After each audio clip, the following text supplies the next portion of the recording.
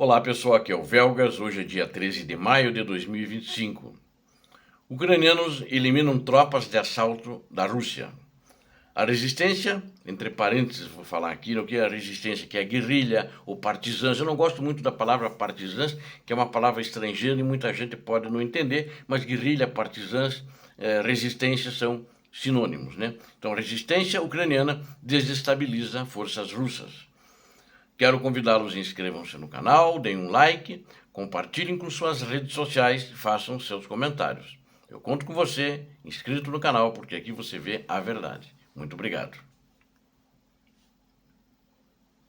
A equipe ucraniana de operações especiais, ela eliminou tropas de assalto da Rússia, um pequeno grupo de combate atrás das linhas inimigas, que inclusive esse grupo de combate ele foi emboscado e todos eles foram eliminados, e nos últimos que sobraram houve um combate corpo a corpo e os ucranianos prevaleceram. Operadores de uma unidade das Forças de Operações Especiais da Ucrânia, operadores de drones, foram que identificaram eles durante uma missão em que existia um grupo de operações especiais fazendo uma missão bem atrás das linhas inimigas, ou seja, não era ali na frente de combate, era atrás.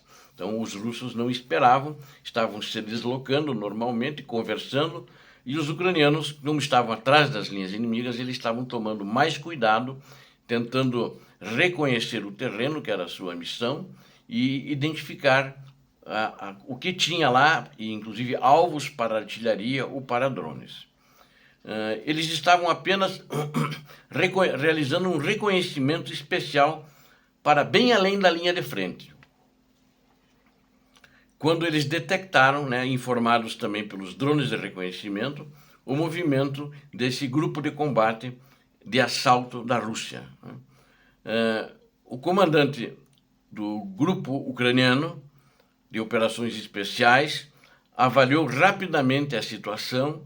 Eles iam, na realidade, acabar se encontrando no caminho, só que os ucranianos avistaram eles antes, só para a sorte dos ucranianos e azar dos russos. E organizaram uma emboscada tática para eles ali no terreno, naquela região. Após se reposicionarem para terem vantagens, então os ucranianos eles lançaram sobre esse grupo de combate da Rússia que vinha vindo um ataque surpresa. Na realidade foi uma emboscada mesmo, né?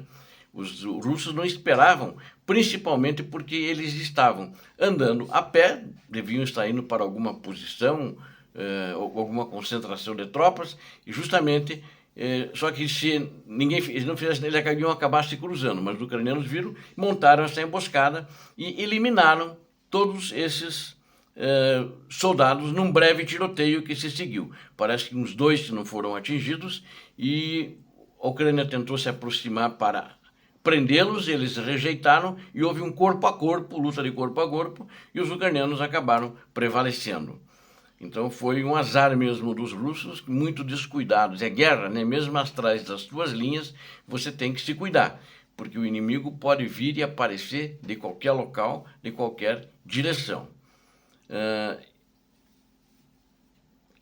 Esse é um relatório do exército ucraniano.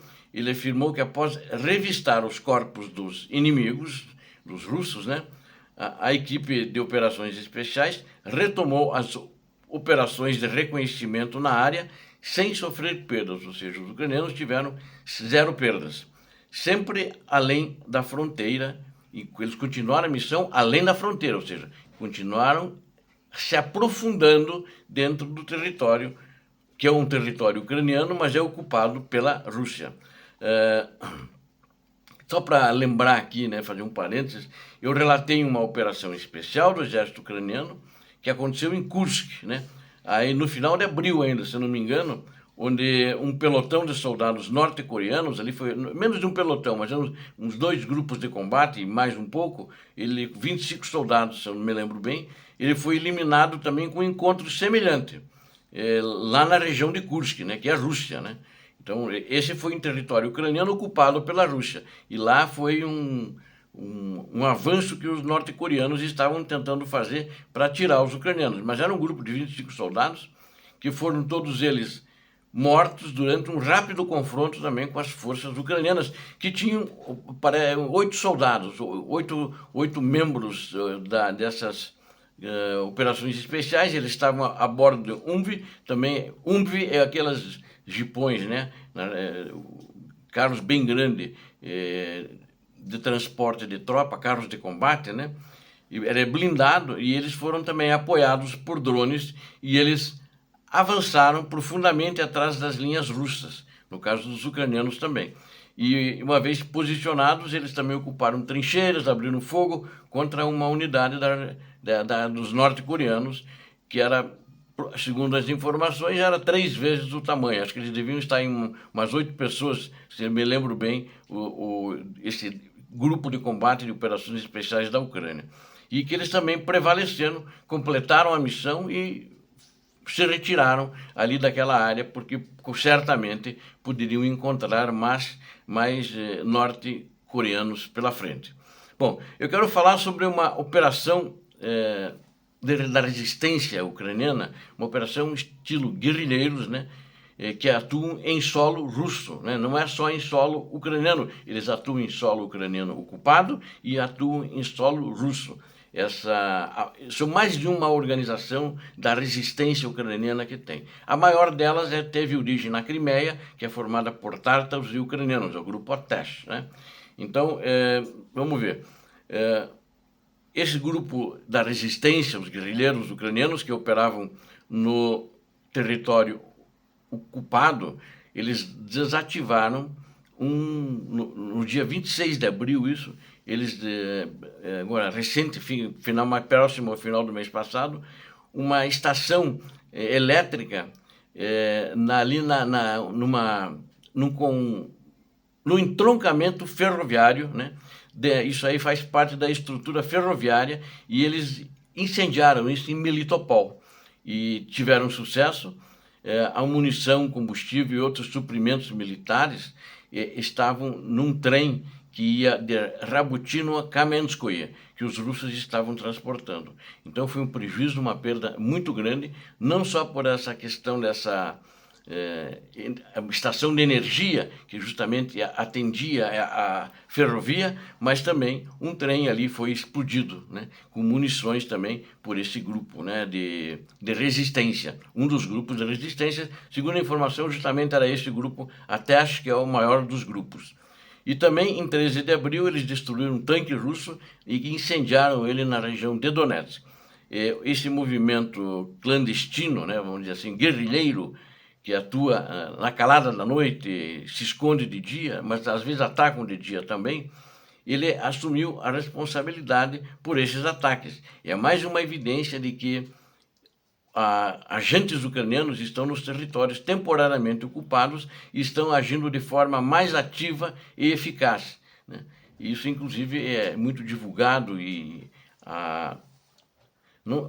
as revistas especializadas no assunto têm falado bastante sobre a atuação dessa resistência ucraniana, que é coordenada, claro, agora pela Ucrânia, principalmente pelo Serviço de Inteligência da Ucrânia e pelas operações especiais da Ucrânia também. O objetivo desse grupo é desestabilizar a máquina de guerra do ditador russo, destruindo a infraestrutura, eliminando oficiais, distraindo as forças de ocupação. Quase todos os dias eles fazem um ato de sabotagem, que é cometido por essas forças, que elas são ucranianas e apoiam da Ucrânia. Quando eu falei que ele começou com tártaros e ucranianos, os tártaros também são cidadãos ucranianos, mas como eles se dividem em etnias, os tártaros, por exemplo, lá são muçulmanos, né? Pelo menos na sua maioria, e os ucranianos são cristãos, mas eles nunca tiveram um problema entre eles, sempre se deram bem e agora estão bem juntos pela defesa da Ucrânia, para que os russos sejam expulsos definitivamente da Ucrânia. E eles fazem assassinatos de autoridades, fazem emboscadas, incêndios, envenenamentos, né? Teve o caso na Crimeia de 2 jovens, né, mas assim, não são adolescentes, né, na faixa aí dos 25 anos, que são desse grupo, elas envenenaram aproximadamente 45 soldados russos, oferecendo comida para eles. Então, aí, quando eles descobriram que eram elas, eles vieram atrás delas na casa onde eles sabiam que só as duas moravam. E aí, só que quando eles chegaram, elas foram informadas com antecedência, os russos não encontraram mais elas lá. E, segundo informações, elas continuam, isso aconteceu na Crimeia, e elas continuam atuando agora na clandestinidade, sem um endereço fixo. O objetivo delas justamente estavam perto de algumas bases militares, onde elas trabalhavam como que em restaurante, alguma coisa assim, e os soldados vinham comer lá, elas punham veneno na comida dos soldados, né?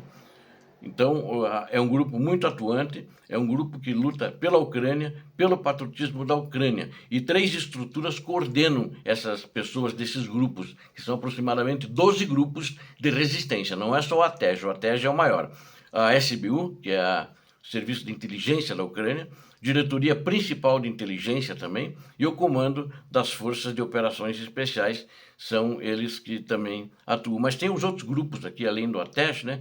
Tem a Ala de Combate das Gaivotas da Crimeia, Resistência de Mariupol, Fita Amarela, SROK, CROK, Evil Malka e outros também que operam no anonimato como eles. Obrigado a vocês que assistiram este vídeo, conto com você, inscreva-se no canal, dê um like, compartilhe com suas redes sociais, faça seus comentários. Inscreva-se porque aqui você viu a verdade. Deus abençoe vocês, Deus abençoe a Ucrânia, Deus abençoe o Brasil.